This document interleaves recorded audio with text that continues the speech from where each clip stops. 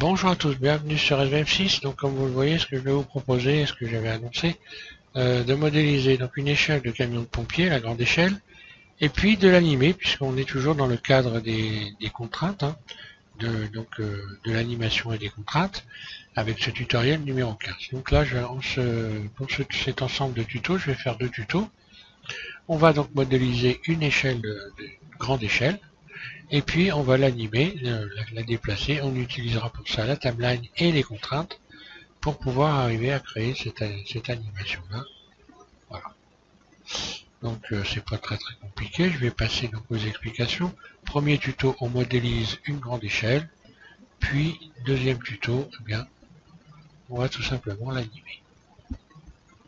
Voilà. Donc là, je suis dans le mode workbench hein, pour ce qui est du mettre des textures. Hein, j'ai utilisé. Je reste encore dans le mode de workbench.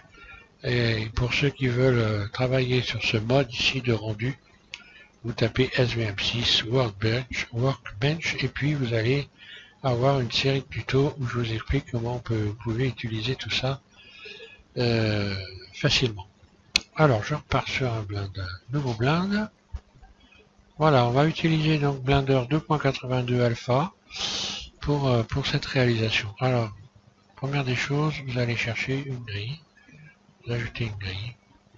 Cette grille, on va faire en sorte qu'elle ne fasse que 1 mètre. On va faire des éléments de 1 mètre. Et donc, un élément de grande échelle fera 12 mètres. C'est à peu près les proportions réelles.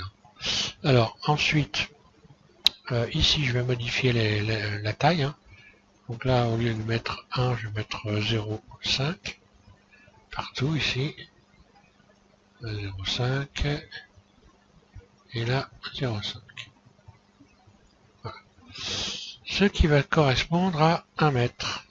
Alors, je me mets en mode edit, dessus. Première des choses à faire, on va sélectionner en mode face ici, les faces, donc à intervalles, comme ceci, réguliers. En commençant par le bout. Pas dans ce sens-là d'ailleurs, je dis des bêtises. Plutôt dans ce sens-là, ce sera mieux. Voilà. Plutôt comme ça, ok. Donc j'ai fait Shift, Alt, un clic droit pour sélectionner tout ça en longueur. Ensuite, je vais ici me mettre dans le mode origine individuelle, c'est-à-dire chaque élément sélectionné individuellement, chaque colonne ici donc individuelle, et je vais faire donc surface sur X, S, X.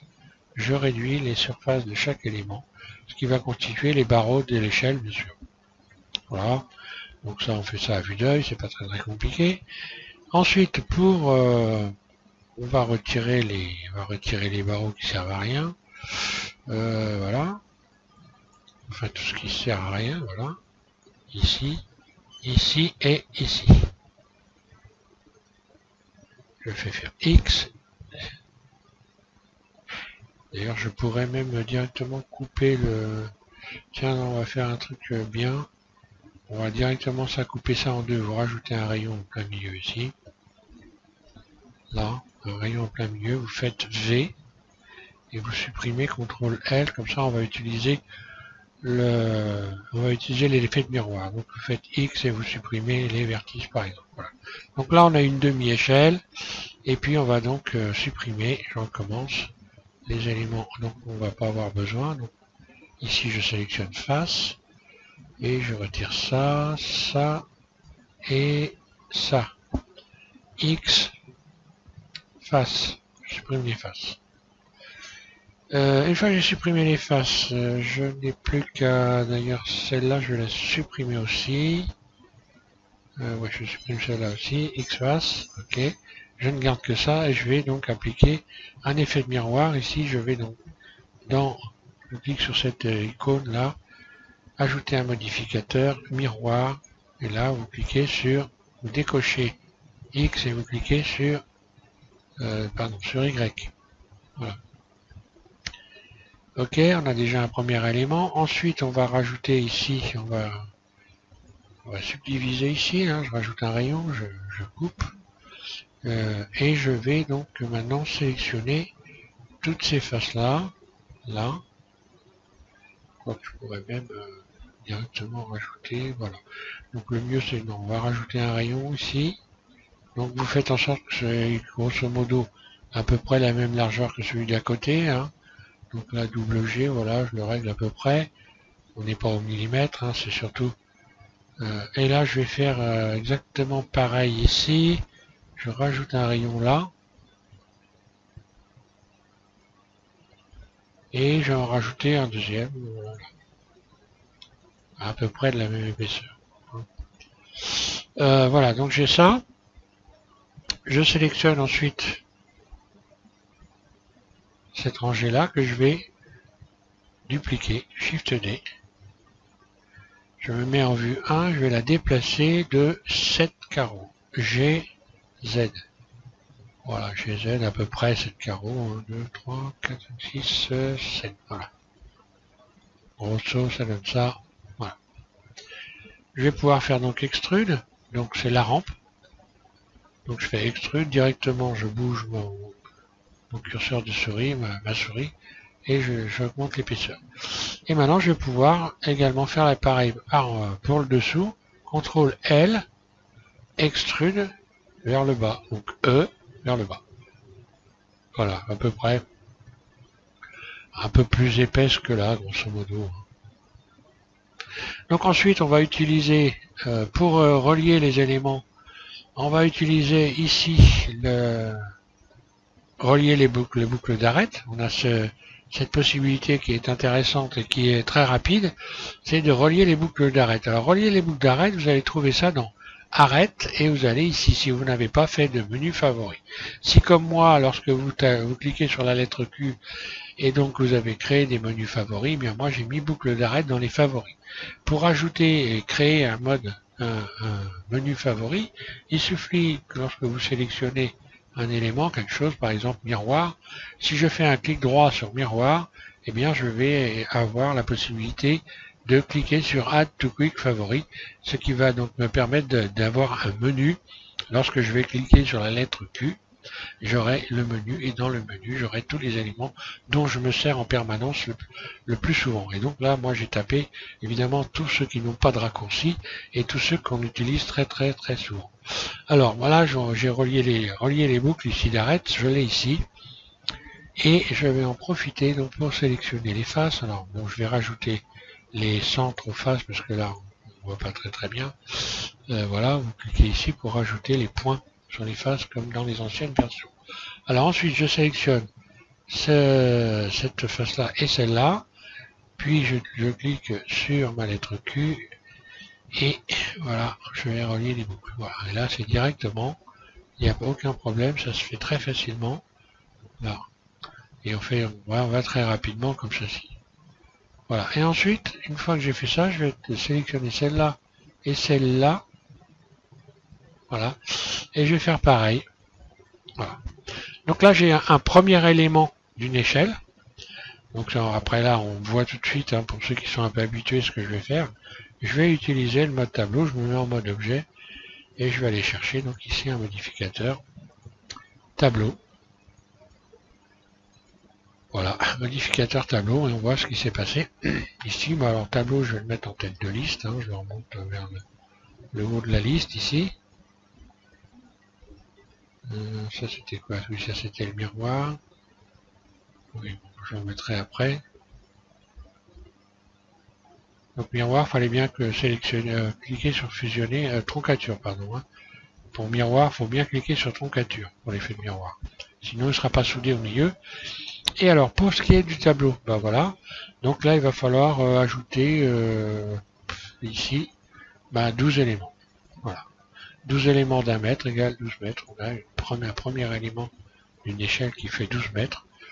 Donc à partir de là, on peut tout de suite appliquer l'effet. Donc comme là, je l'ai monté en tête de liste, il n'y a pas de problème. Voilà, je fais appliquer. Ok. Je vais me remettre en vue de dessus, oui. Oui, je suis dessus. Et je vais dupliquer dans cet élément. Déjà, je vais commencer par contrôler si tout est bien relié et qu'il n'y a pas de problème. Donc là, je ne l'ai pas encore... c'est ici plutôt, il faut regarder, voilà. Est-ce que tout est bien soudé? Et non, j'ai pas fait le nécessaire. Je reviens en arrière. CTRL Z. Je vais revenir dans le mode tableau. J'ai oublié de fusionner. Voilà. Désolé, mais voilà, il faut dans le mode tableau ici, il faut pas oublier de cliquer sur fusionner et puis appliquer. Voilà, normalement, donc il est toujours bon. On voit que on fait souvent des erreurs et il n'est pas inutile de bien contrôler si on a fait les choses avant de, comme il faut, avant de faire quoi que ce soit. Très régulièrement, contrôler votre ce que vous avez fait, à savoir si c'est bien. Je vais pouvoir appliquer également l'effet de miroir parce que j'en ai plus besoin. Donc je contrôle que j'ai bien ici cliqué sur troncature pour que ça soit soudé et je vais faire appliquer. Lorsque je vais en mode objet, normalement ici je contrôle, tout est bien soudé, pas de problème. Alors ensuite je vais me mettre en vue dessus et quoi que j'aurais pu mettre, ouais, je vais peut-être me mettre en vue 3. Voilà, en vue 3. Voilà, vous mettez dans la vue 3 et vous allez dupliquer votre échelle, Shift D. Et avec l'outil ici de transformation, il suffit tout simplement de faire en sorte de réduire comme ceci et de venir coller au bord. Je viens coller au bord, puis je vais faire G, Z, je remonte, là,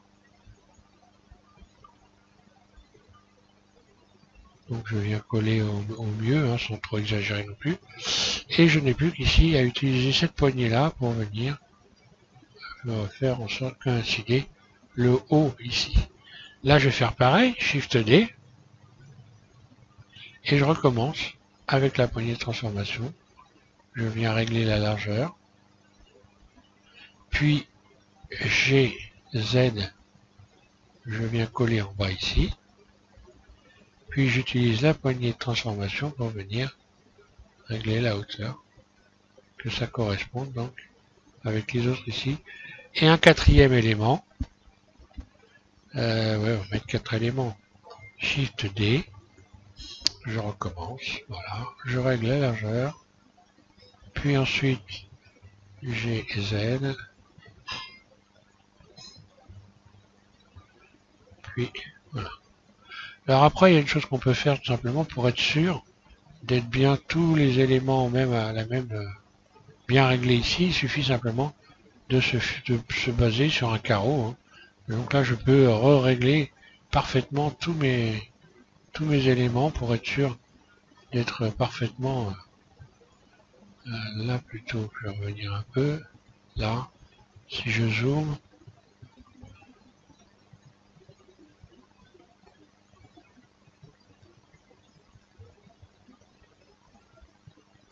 voilà. Hop là.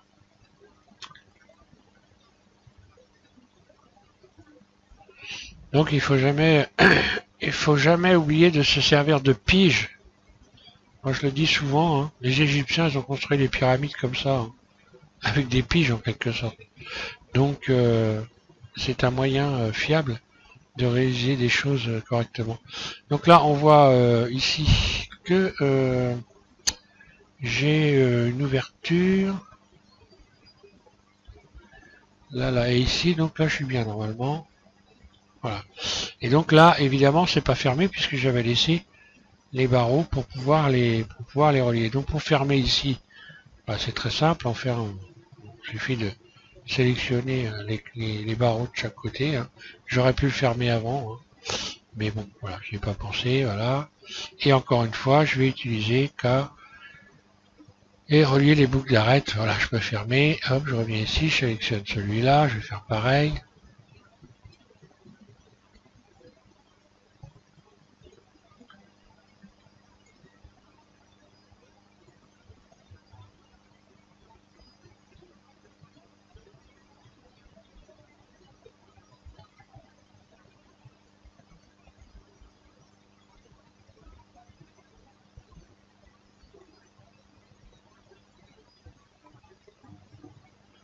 Voilà.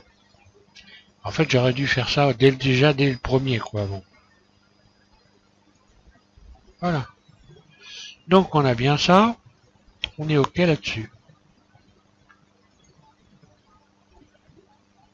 Donc, prochain tuto, on va déplier cette échelle et on va l'animer. Voilà. Donc, commencez déjà par la créer. Donc, moi, encore une fois, je suis dans le mode Workbench ici. Et j'ai utilisé ici, voilà, les matcaps. On va revenir ici. Alors, moi, j'en ai installé beaucoup. Hein. J'ai expliqué comment il fallait faire pour les installer aussi. Donc moi je vais utiliser ça parce que c'est un moyen de texturer très rapidement des objets. Ça c'en est un, je vais utiliser celui-là, c'en est un qui est déjà préprogrammé dans Blender, voilà. Et voilà. Ici je vais donc modifier les ombres. Voilà, donc ici je peux modifier les ombres. Cavity, ici je vais modifier également. Encore une fois je vais jouer avec les ombres. Donc on voit tout de suite que j'ai un effet maintenant 3D qui est nettement plus perceptible. Hein. Je vais également ici choisir les deux à la place, voilà les deux.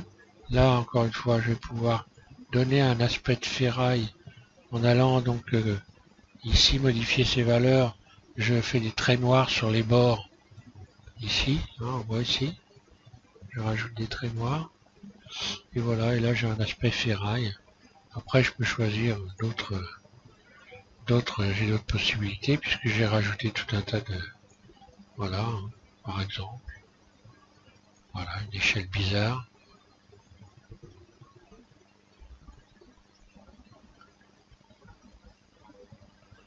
Alors ce mode est vraiment intéressant à tout point de vue. Celui-là, qu'est-ce que ça donnerait? C'est pas mal. Voilà, enfin je vais pas aller plus loin, voilà, je vais garder ça, ça me paraît plus bien. Et puis pour ce qui est du monde, hein, voilà, le monde, moi j'ai tendance à mettre du noir maintenant parce que je préfère qu'on voit ce que j'ai réalisé, enfin ce que je suis en train de réaliser, plutôt qu'un fond. Et encore le fond, faut mettre de très belles images parce que sinon c'est vraiment pas terrible. Alors, voilà. Donc, le prochain tuto numéro 2, on anime tout ça. Donc, je préparez votre échelle. Vous allez pouvoir vous en servir après. Voilà. Merci à tous de suivre M6. Et puis, voilà, merci de m'avoir écouté.